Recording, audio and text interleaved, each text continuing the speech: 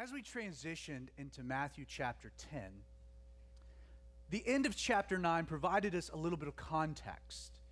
Jesus makes this incredible declaration, looking out at the masses. We're told he's moved with compassion.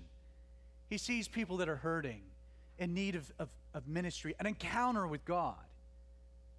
Jesus declares that the harvest is plentiful. But then he also observes that the laborers are few. Now, Jesus has a big plan. He has a goal. He's going to change the whole way that religion functioned, the whole way that evangelism operated. In the Old Testament, it was a call to the nations to come to a physical location to encounter God. It wouldn't be so. God came in flesh. And then he would fill his followers with his Spirit, sending them into the world. No longer would the world need to come to a place. Christ's representatives would go into the world, reflecting him and his compassion for the lost. Now, in a little bit of a kind of precursor of things to come, a bit of practice, so to speak, Jesus at the beginning of chapter 10 calls out from amongst a large group of disciples. He picks 12 men. We know them as the 12 apostles. We're given their list in the first few verses of chapter 10. He calls these men, he commissions these men, he gives these men power, authority, and then he sends them to the nation of Israel to go out and to engage in some practical ministry. He's preparing them for what would be the Great Commission. This is not the Great Commission. We noted that last Sunday. In a lot of ways, this is a very specific commission that Jesus gives to a specific group of men. Now, while specific to the apostles at this particular time and place, there are a lot of principles laid out in Jesus' instructions that are applicable to us. Again, I think you can sometimes take what Jesus says here a little too far. This is, again, not the Great Commission.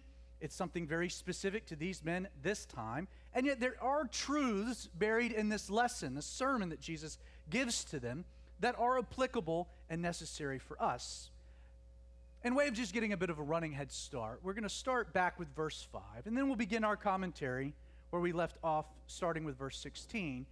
We read verse 5 of Matthew 10 that these 12 Jesus sent out, but he commanded them.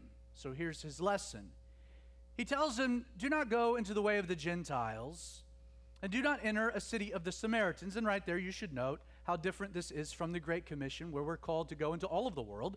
Jesus says, but rather go to the lost sheep of the house of Israel. And as you go, preach. And your message, the kingdom of heaven is at hand. In addition to preaching, Jesus says in verse 8 that they're to heal the sick, to cleanse the lepers, to raise the dead, to cast out demons. Freely you have received, Jesus tells them, so freely give. Provide neither gold nor silver nor copper in your money belts, nor bag for your journey, nor two tunics, nor sandals, nor staff, for a worker is worthy of his food. Travel light. And whatever city or town you enter, inquire who in it is worthy, and stay there. Lodge with them till you go out. And when you go into a household, greet it. If the household is worthy, let your peace be upon it. But if it is not worthy, let your peace return to you. And whoever will not receive you, nor hear your words, when you depart from that house or city, shake off the dust from your feet. Assuredly, I say to you, it will be more tolerable for the land of Sodom and Gomorrah in the day of judgment than for that city. Verse 16. Behold, I send you out as sheep in the midst of wolves. Therefore, be wise as serpents and harmless as doves. Behold, it's one of Matthew's favorite words. You find it frequently in his gospel. The idea is take a moment and think about it. Behold, consider, I'm sending you out, but I'm sending you as sheep in the midst of wolves. Now, if you're one of these 12 men, you've got to be sitting there thinking, well, that's not a very good dynamic. First, you're calling us sheep. And if you consider the animal kingdom, can you really think of a more helpless animal than a sheep? You know, it's not as though Jesus is saying, I'm sending you as ninjas into a world full of wolves. You know, it's one thing to be sent into a world full of wolves. We get that. There's dangers, there's opposition, people standing in our way, people with ill intent, a wolf. But to be called a sheep in the midst of wolves, well, that's kind of a bit of a scary proposition. I'm a sheep in the midst of wolves, and it's in that light, in that context. Being a sheep, having a timidness, a meekness, non-threatening. He says you need to, therefore, as a result of this dynamic, you need to be wise as serpents and harmless as doves. You need to be wise, but harmless. Again, worth noting, Jesus is giving a specific commission to these 12 apostles. And no doubt, in that particular culture, in that day and age, they would encounter wolves. They were called to be sheep. As a result, they were to be wise and harmless. There's this very specific application to their mission. And yet there's a principle here that's applicable to us all, because we do live in a world full of wolves. We're sheep. We follow a shepherd. And as a result, as we navigate this world, it's important, prudent, necessary that we engage our culture, our time, the people around us with wisdom, that we're wise, to be wise as a serpent. We're not to be stupid sheep, stupid Christians. We're not to bring about unnecessary attention or unnecessary opposition. You know, I've run into a lot of people just throughout ministry where, I mean, every turn they make, they get a measure of opposition. Like the world is constantly kicking back. And they're always crying out, persecution, persecution. I mean, persecuted for Jesus' sake. No, you're not. You're being persecuted because you're a moron.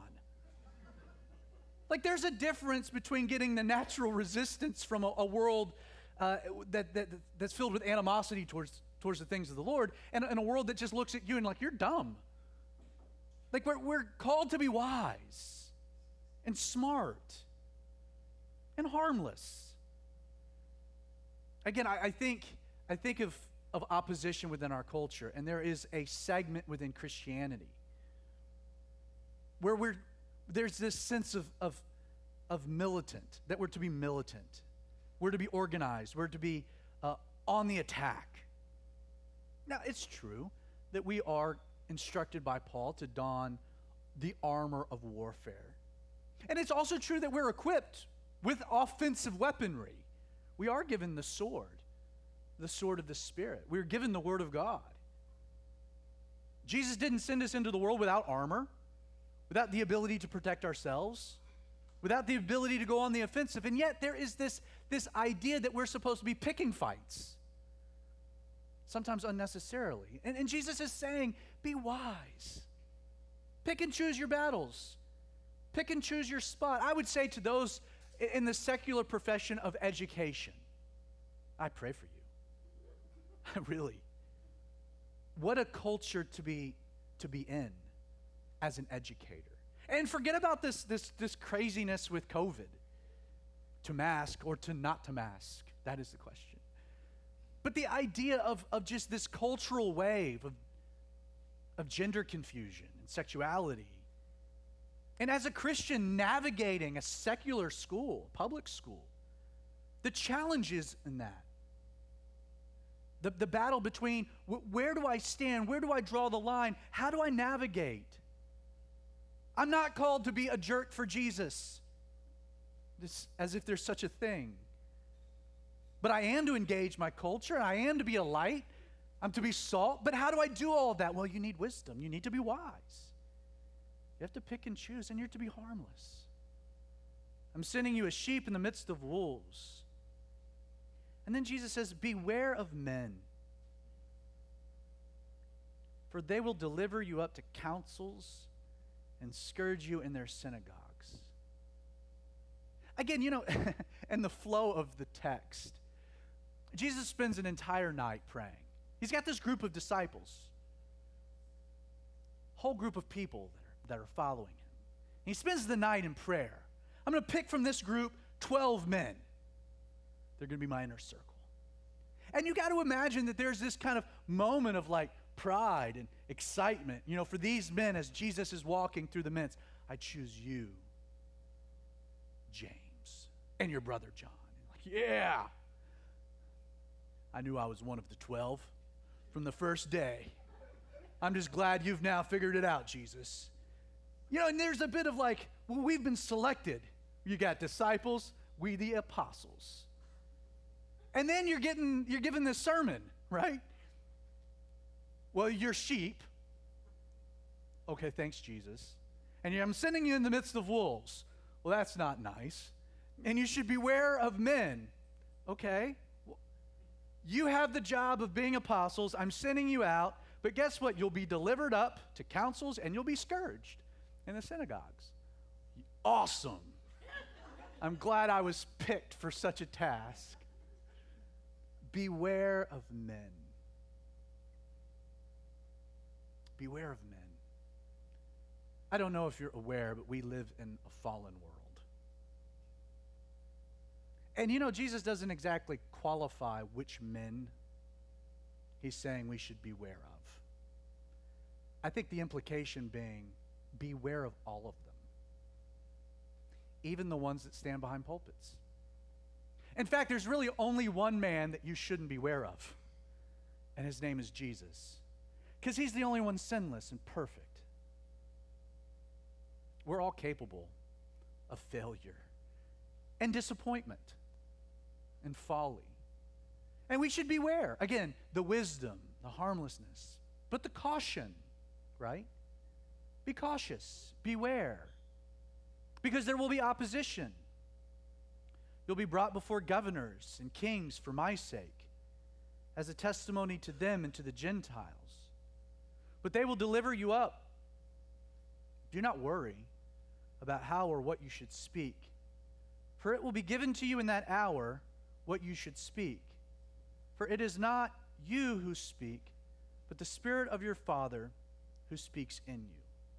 Again, this is a great example of where this very specific command for these 12 men has provided Christians throughout the centuries an awesome measure of encouragement. Because yes, while these 12 men would experience opposition and persecution, Christians throughout the eons have experienced the same type of animosity and vitriol. You're going to be arrested. You're going to be opposed. Sometimes some of you will be arrested and brought before tribunals and kings, and you'll be presented as a testimony. You're persecuted for my sake, Jesus says. And in that moment, there will be a real fear of, what do I say? How do I stand? What will I do? And Jesus tells these men, and again, it's a specific exhortation to them, but it does carry over an encouragement to us all who might face at some point a similar type of opposition. In that moment, don't worry. That Jesus promises this special blessing from the indwelling of his Spirit. In that moment, I'll give you what to say. You're being persecuted for my sake. You're representing me. So I'll give you the words as a testimony. You can study the martyrs of old, story after story of some of the most incredible things ever uttered in the face of tremendous opposition, in the midst of torture, martyrdom. Don't worry what you should speak. I'll provide that. I'll give it to you in the moment. And in a personal application, I would say for those of us that experience a bit of a different type of persecution, not necessarily the threat of arrest, but being opposed. In that moment, trust that the Holy Spirit will give you what to say. That he'll speak through you. That you can represent him accordingly. Verse 21, brother, Jesus says, will deliver up brother to death. Again, thanks, Jesus. And father his child, and children will rise up against parents and cause them to be put to death. And you will be hated by all for my name's sake. Such an encouraging message for a Sunday morning. Again, Jesus' words, not mine. Continuing, he adds, but he who endures to the end will be saved. When they persecute you in this city, flee to another. For assuredly I say to you, you will have not gone through the cities of Israel before the Son of Man comes. I know there's a few things that we should unpack from these verses. First, again, being wise. Notice Jesus in verse 23, when they persecute you in this city, flee to another. You know, there's some wisdom into this that sometimes runs a little contrary to the machismo followers of Jesus, where there's persecution and I'm going to stand here in the midst of it. No. You know, it's okay to flee. That's what Jesus is saying. If you're facing an opposition in a city, they're persecuting you, well, flee to another city. Like, you don't have to stand there and get slaughtered. Again, being wise, following Christ, it's okay to flee. I think that's interesting. There's nothing wrong with being smart about things. If the house is on fire, don't stand in the midst of a burning room saying, well, if it's the Lord's will, I survive. No, it's the Lord's will. You should leave the house. It's on fire. You know, again, just Jesus bringing about a heavy message. You're going to be hated. You're going to be persecuted. You're going to be opposed. You're going to be brought before kings, before councils. You'll be scourged. But if you're persecuted in one city and there's a means of escape. Go to another. I'm reminded of the story of the Apostle Paul. Again, very zealous for Jesus following his conversion. He goes to a particular town, and he's in that town, and he's out there preaching. And there's a threat on his life. And Paul doesn't care. I mean, he's ready to go down with the ship. And yet the wisdom of more seasoned brothers come and like, no, you got to go, man. And they lower him in a basket outside of the way. Flee. Again, if the Lord wants you to die for him, you'll die for him. Fleeing. But in the midst of the moment, just kind of roll the dice. It's like, well, Jesus, I'm willing to die for you. I'll take the arrow in the back as I'm fleeing. You're in control. He says that you will have not gone through the cities of Israel before the Son of Man comes. David Guzik, again, one of my favorite Bible commentators, he points out that this is probably the most complex, confusing, confounding, difficult verse in the entire Gospel of Matthew to fully understand. I agree. I think a measure of humility should be that I'm not exactly sure what Jesus is saying. I plan to ask him one day. You can too. We'll do it together. More than likely, this is somewhat of a prophetic statement with an application maybe towards the end times. There's a lot of different ways you can read it. I don't think it really matters.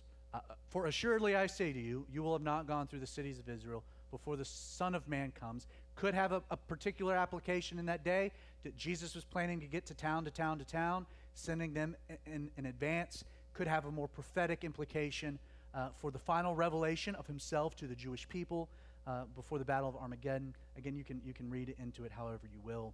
I don't know, and I'm going to stick with that answer. Verse 24. If you know it all, you can start your own church.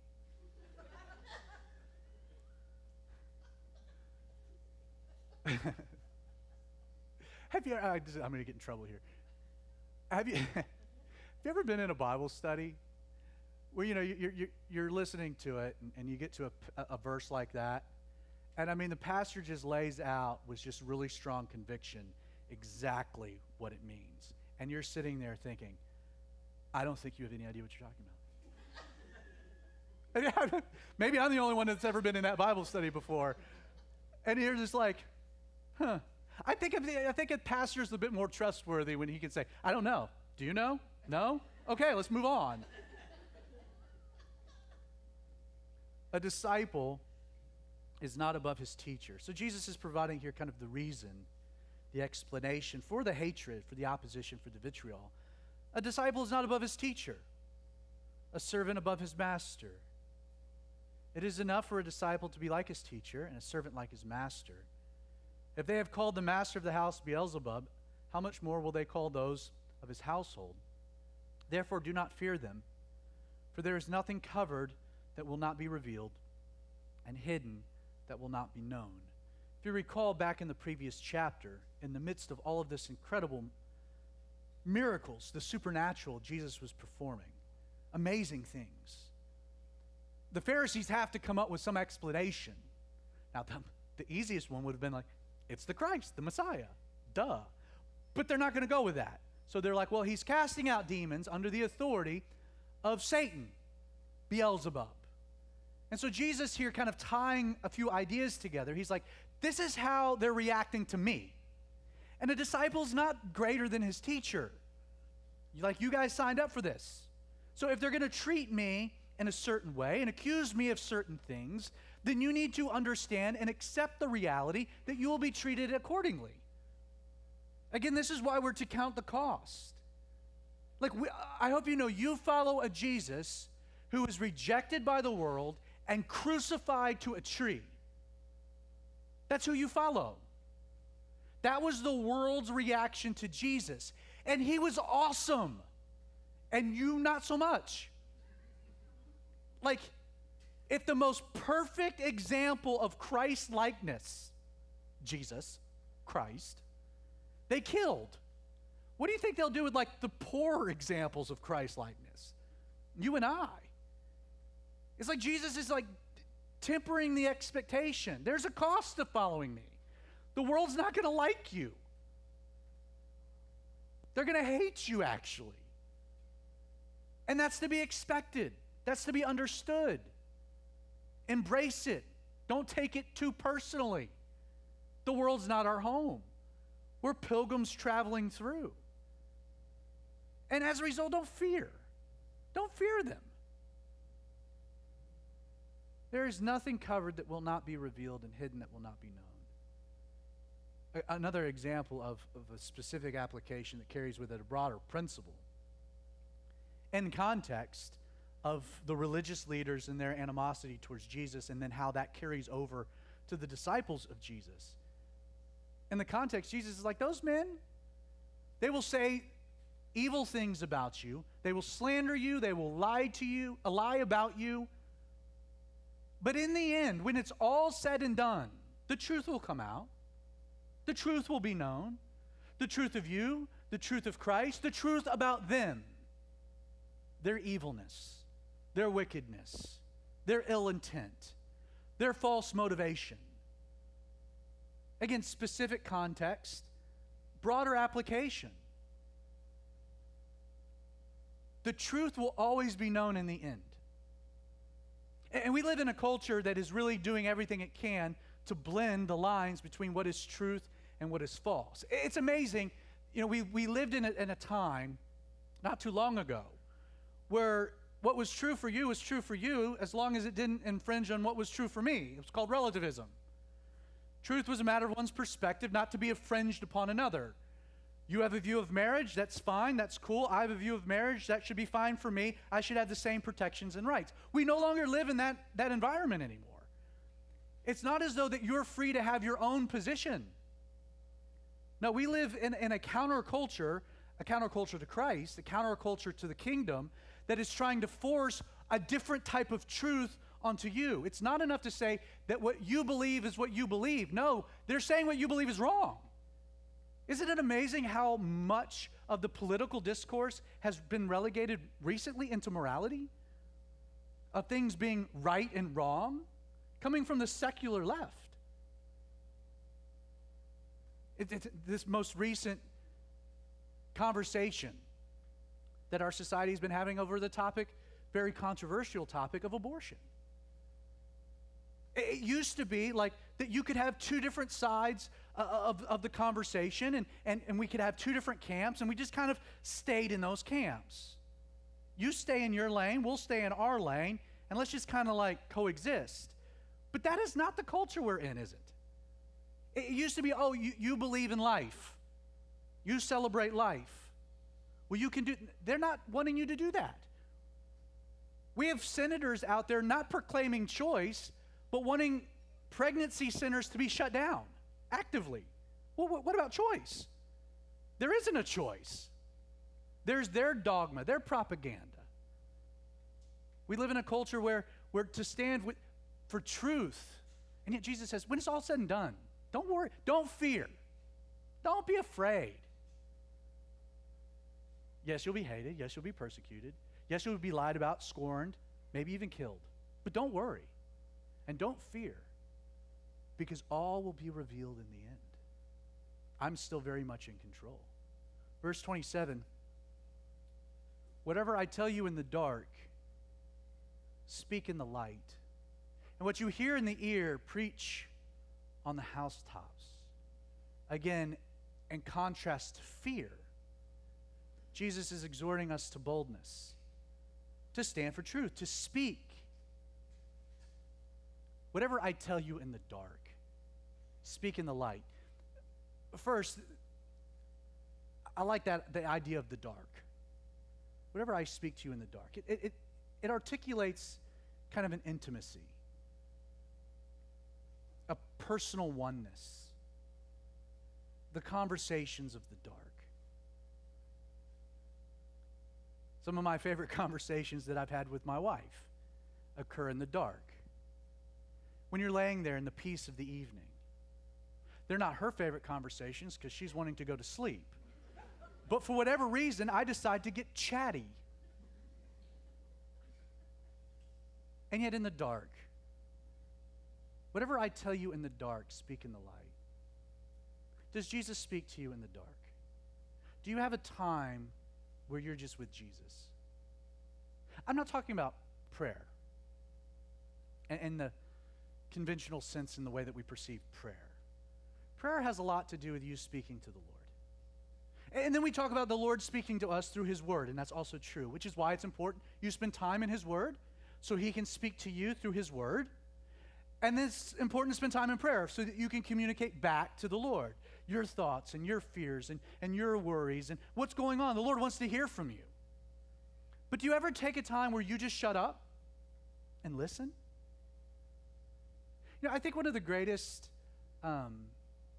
strategies of the enemy, the most successful strategies of the enemy, knowing that the Lord loves to speak to His people, but that He often does so in what's called the still small voice, is to surround the people of God with noise.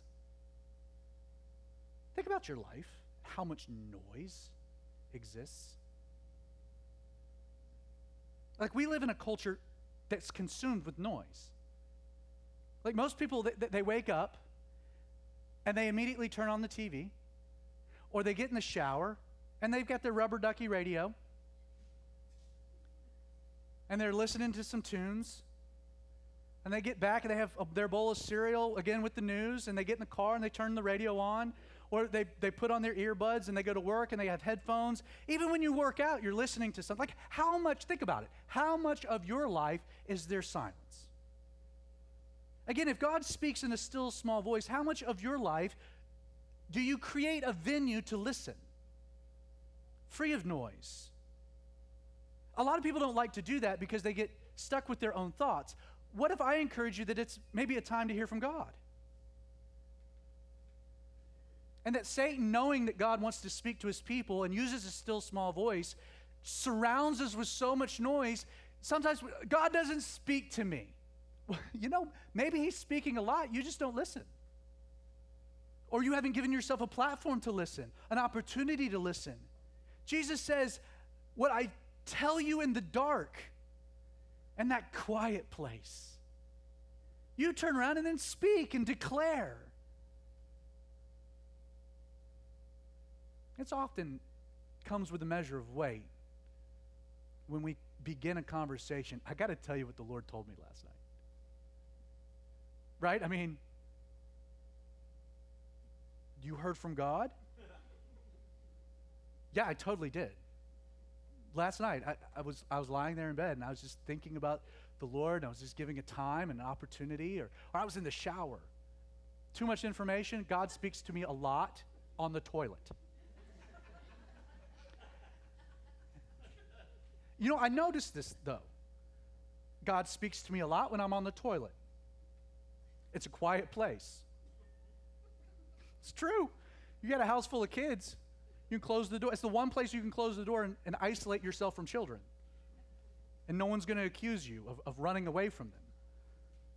Sometimes when our house goes crazy, and they're like, "Where's Mom?" I know where Mom is. Mom's in the quiet place. Not doing anything but sitting. But you know, I found that I was spending too much time with my phone. Do you do that when you get under the toilet? It's just you and your phone? Again, it's a quiet place. You're escaping, but it's you and this device. Older generations, it was the old newspaper. You had the pile of reading. Now, I'll tell you, one of the things that's been interesting about not being able to use my arms is that I can't take my phone certain places that I was used to taking my phone. The bathroom. And so I just sit there. For a while, when my wife had to help me, we had wonderful conversations.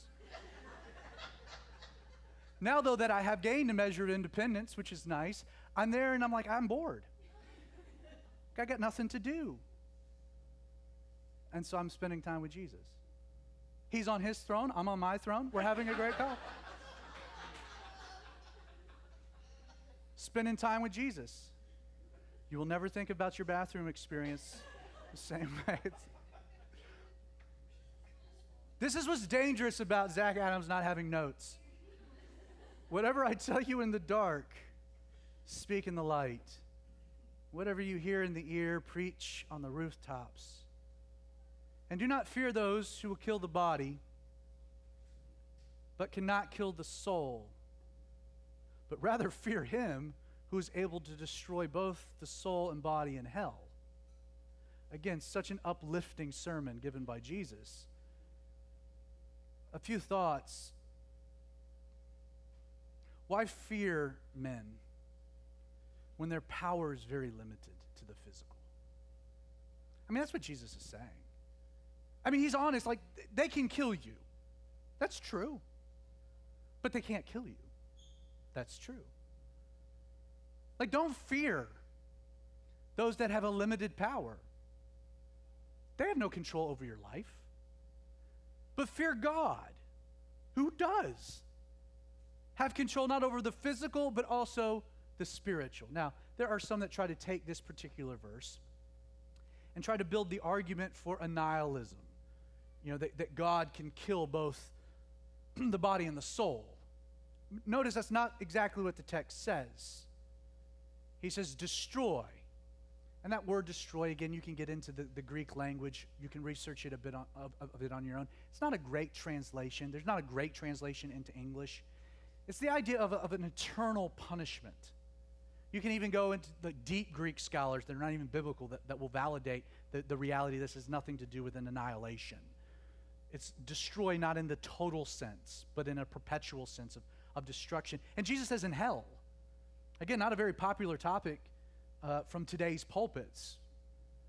Jesus, however, spoke about hell more than anyone else in Scripture.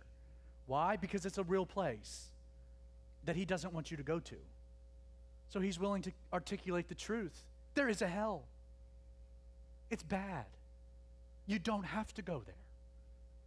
You can choose life.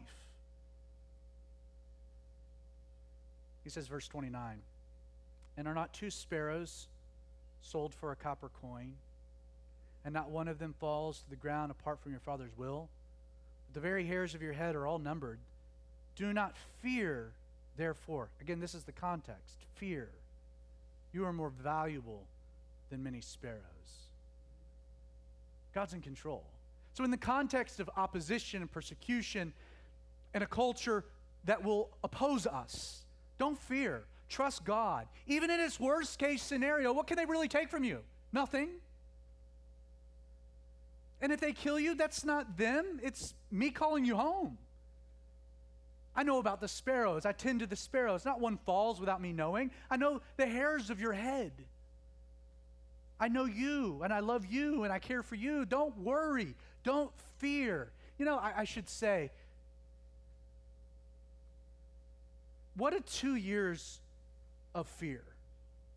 Now, I'm not saying that there weren't real things to be afraid of with coronavirus and pandemics and lockdowns and this and that.